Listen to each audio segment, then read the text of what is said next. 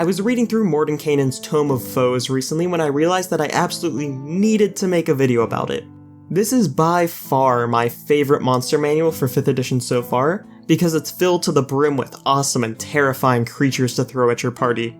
The only thing it's missing is kobolds, but I guess no book can be perfect. Anyway, here are my favorite monsters from Mordenkainen's Tome of Foes. The first monster I want to talk about is the Allip, a CR5 incorporeal undead. These are created when someone learns a secret that happens to have a curse on it, and the Allip wants to tell others of the secret to spread the curse. Combat-wise, it can move through walls, which instantly opens up a wide variety of interesting tactical strategies, and also it has a lot of abilities focusing on wisdom saves, and has the ability to stun people. The first quest idea that I thought of for this creature is that maybe there's an underground library that's been sealed for hundreds of years, and the party needs to delve into it to find some old magic item or ancient magical tome of knowledge. There would be a handful of normal undead, like skeletons and such, but the final boss of the dungeon would be an Allip librarian. Also, maybe you could have him pop in through the walls and stun someone during the early combats before retreating back to his main lair. This way the party will absolutely hate the Allip by the time they finally get to the boss fight against him, and their victory will be so much more satisfying for them. The next monster I really like is Demogorgon, the Prince of Demons. I know that it's basically cheating to use Demon Lords on this list, but Demogorgon is just so cool that I had to include him.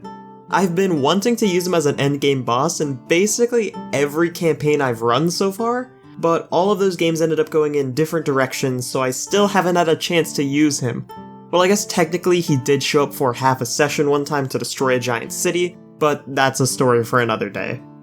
Anyway, Demogorgon is the Prince of Demons and also the embodiment of chaos, madness, and destruction. If that doesn't sound like an epic endgame threat, then I don't know what does. There's so many directions you could go with plots involving him, but most of them will probably involve a cult trying to summon him, or maybe a MacGuffin that the party needs to stop a villain from getting that would let them summon Demogorgon and destroy the world. Maybe you could even do a whole plotline about the blood war between devils and demons. Next up, we've got the Howler. It's a CR8 hound-looking fiend creature that can smell people's fear.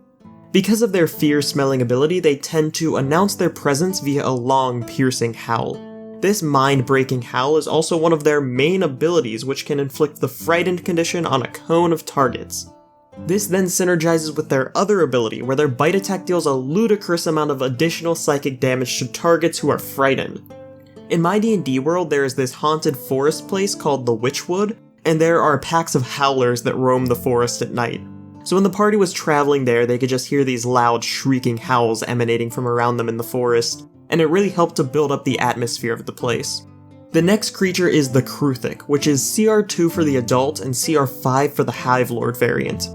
Imagine a giant ant with razor-sharp claws, armor plating, that is covered in dagger-sized spikes that it can also shoot at you.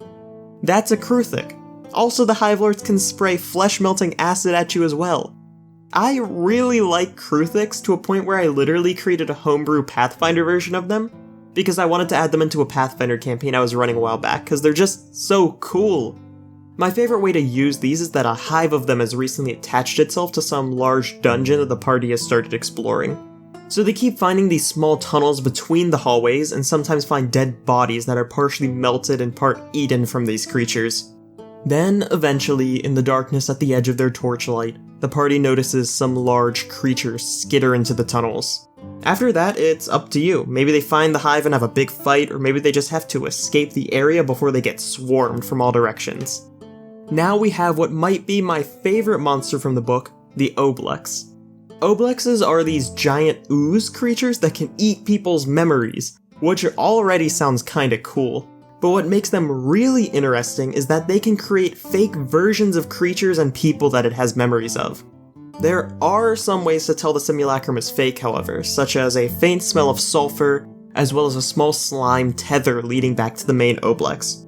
There are just so many interesting ways to use this, such as maybe there's a hotel that's been taken over by an Oblex.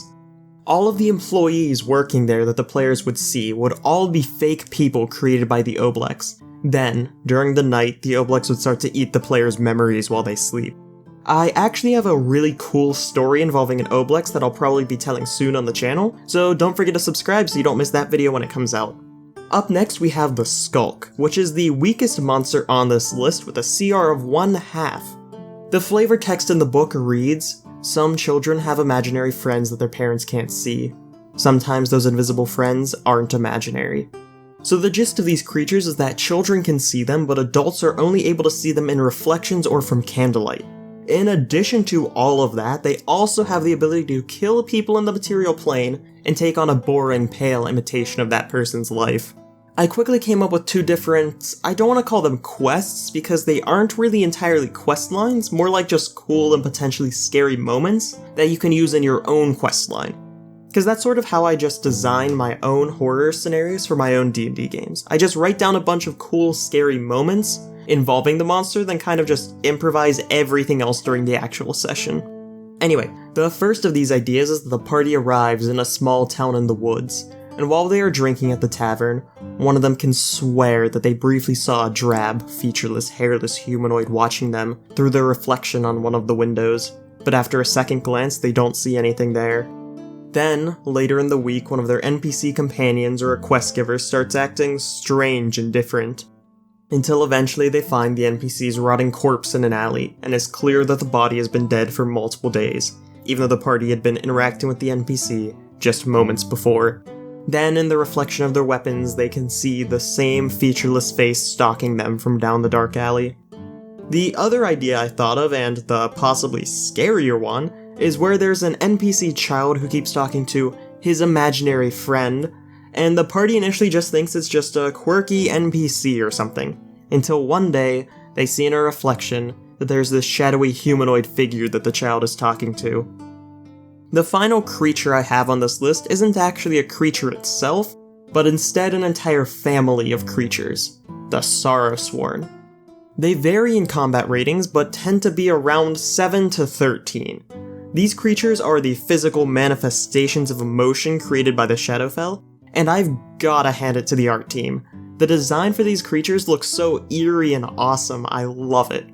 Back onto the more gameplay side of things, the creatures all have at least one unique ability that differentiates it from the others. Personally, I think of these as more fodder-style enemies instead of entire questlines themselves, but they are definitely some very cool fodder enemies at the very least. Overall, I have to say that this book was definitely a step in the right direction for the 5th edition monster manuals. I love how the enemies all actually have different abilities that separate them from each other, which fixes my biggest problem from the base monster manual for the system. I think I'm going to cover Volo's Guide to Monsters and the Tome of Beasts 2 in a similar style to this video, so click the like button if those are videos you'd want to see, and don't forget, when in doubt, throw an owlbear at the party.